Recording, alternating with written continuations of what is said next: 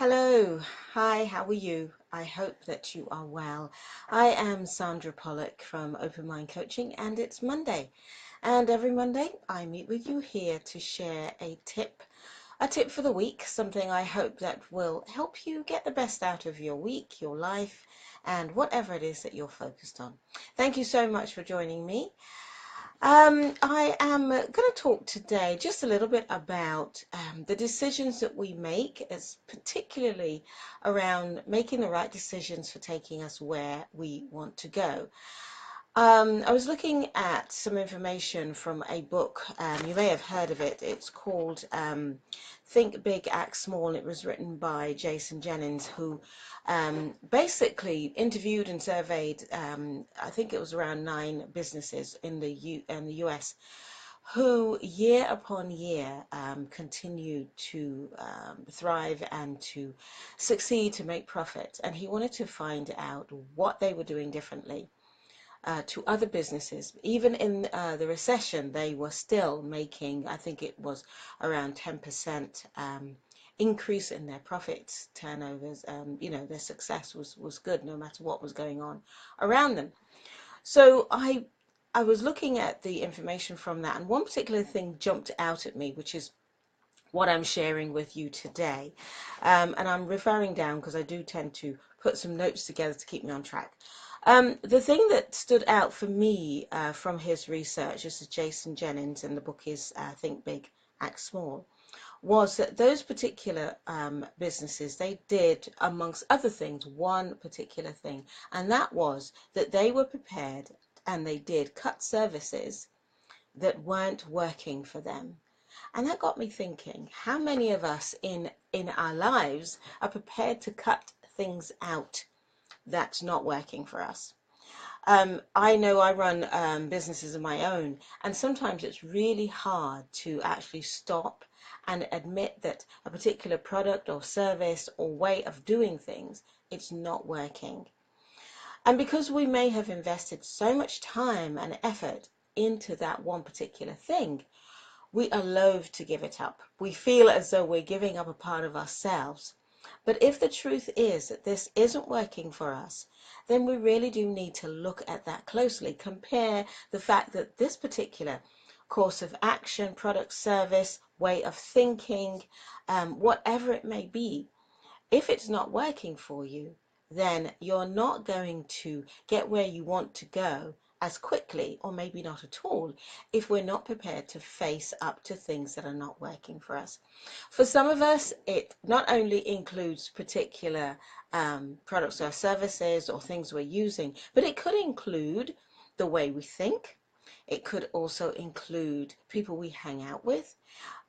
It could include all sorts of things that we have around us in our lives that when we think about it, when we're honest about it, it's not working for us.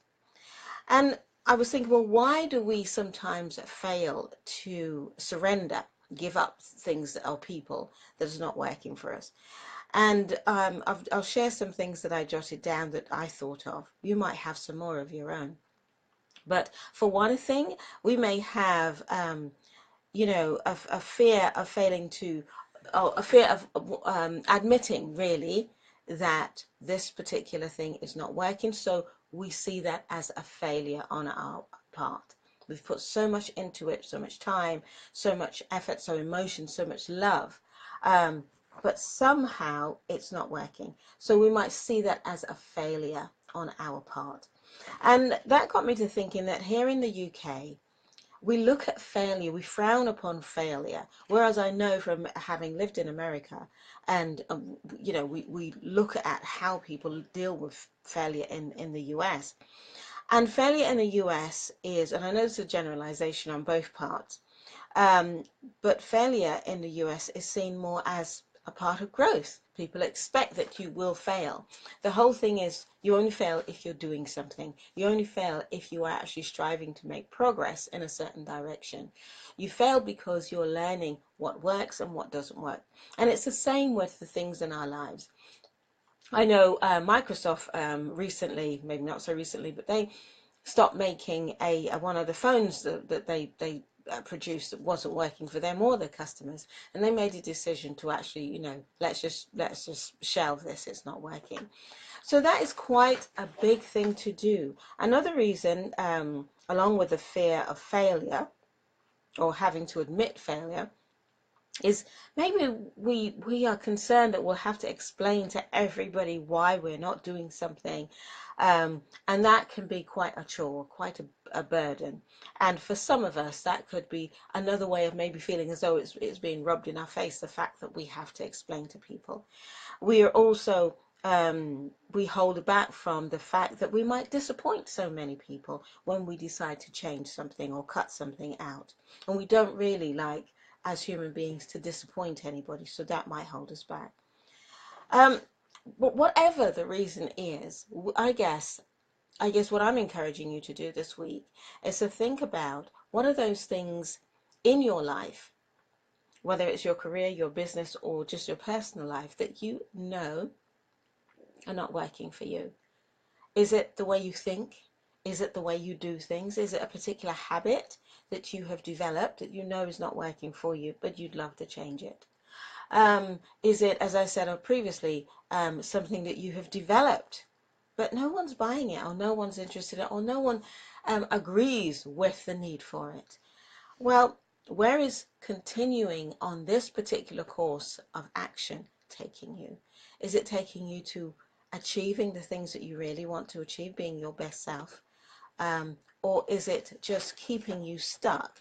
And I'll just read a little bit, if I can put my hands on it, that I wrote that I thought might help you as well. The truth is that many of us frustrate our lives and stagnate. We remain stagnated in mental, emotional, or even physical bogs, languishing there for years because we're too afraid to take that hard decision of cutting something or someone out of our lives in order to make the progress we deeply want to make.